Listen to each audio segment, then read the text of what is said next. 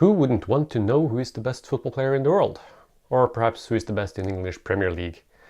In this video, we will have a look at how some people have tried to answer such questions using mathematical formulas and loads of data.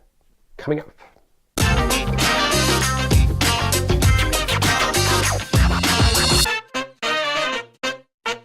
Hello and welcome to Football Player Ratings.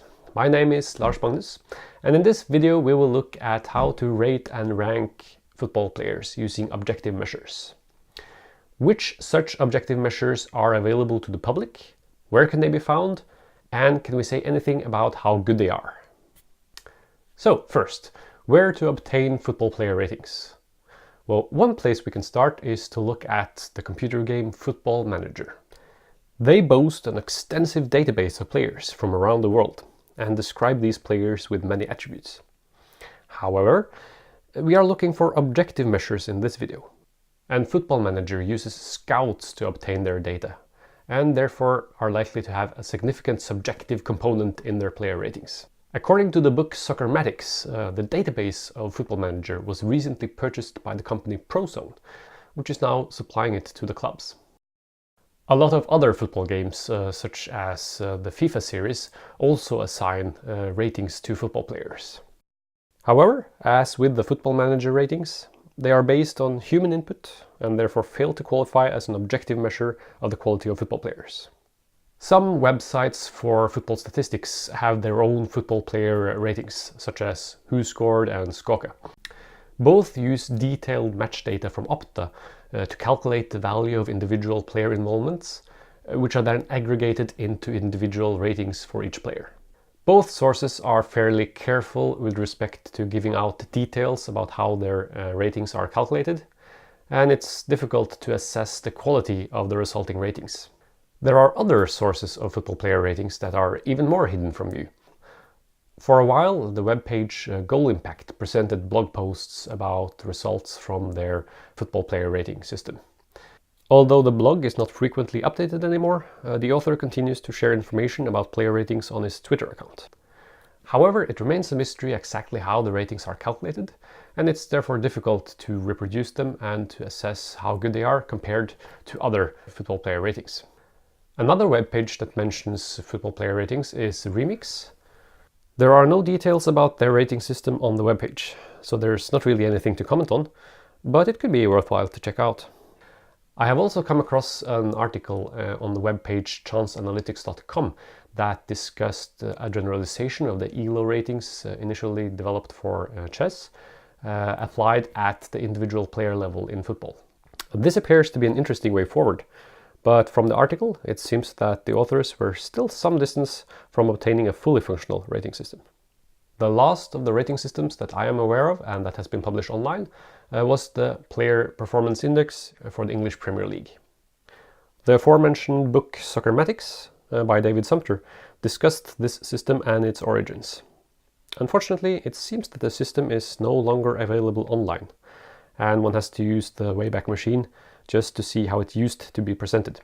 The Player Performance Index provides a nice segue into scientific work on rating football players, as the work was published in a paper in the journal Interfaces. The paper both describes the process of developing the rating system and gives details on 6 different components that are combined into the final ratings. Other examples of rating systems from the academic world are more recent. A working paper by Sittel and Warnke evaluates the development of competitive balance in the German Bundesliga, and in the process develops a model that can provide ratings for the players involved. Their model does not rely on detailed match data as provided by Opta, but rather on simpler data, capturing information regarding the starting lineups and the times for substitutions, goals and red cards. Another working paper by Villain and Kolkowski uses the same type of data and presents a model that is similar in its basic idea, yet quite different in its implementation. My own research also presents yet another similar player rating model using the same type of data. I will look at the details of such models in upcoming videos on this channel. However, all of the mentioned academic papers deserve much more attention than they can be given in a short video such as this one. So the details are therefore left to be considered later. So it's time to summarize and look at some properties of the rating systems. Some player ratings are more easily available than others. Anyone with a browser can check out the ratings of Squawka and WhoScored. Although it currently seems to be a relic of the past, the Player Performance Index used to be readily available as well. And finally, if one is willing to part with some hard-earned money, there are some additional options. Some player ratings are better documented than others. The winners in this category must be the ratings developed by the academics, some of which are now published in peer-reviewed journals, and where relatively detailed descriptions are available.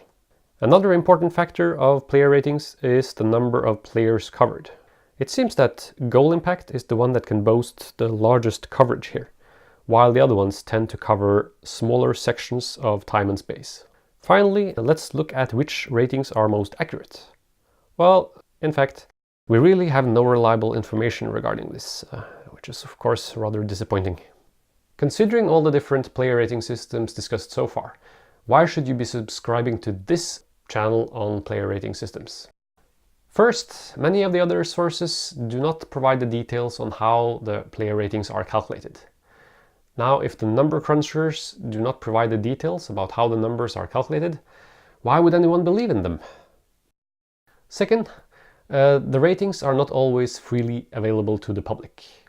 But now that even expected goals is a concept that is embraced by mainstream media, perhaps it's time to start appreciating also objective football player ratings. Third, the ratings that are available typically only cover a small set of players, and it's not necessarily always clear how to compare players from different leagues. Fourth, it is usually unclear how accurate the player ratings are, for example in terms of being able to predict the outcome of future football matches. On this channel, on the other hand, we will provide all the details of how we calculate our football player ratings. We will present updated results and analysis on a regular basis. We will try to cover as many players, as many teams, and as many tournaments as we possibly can. And we will test the accuracy of our football player ratings using the betting market for match results as our benchmark.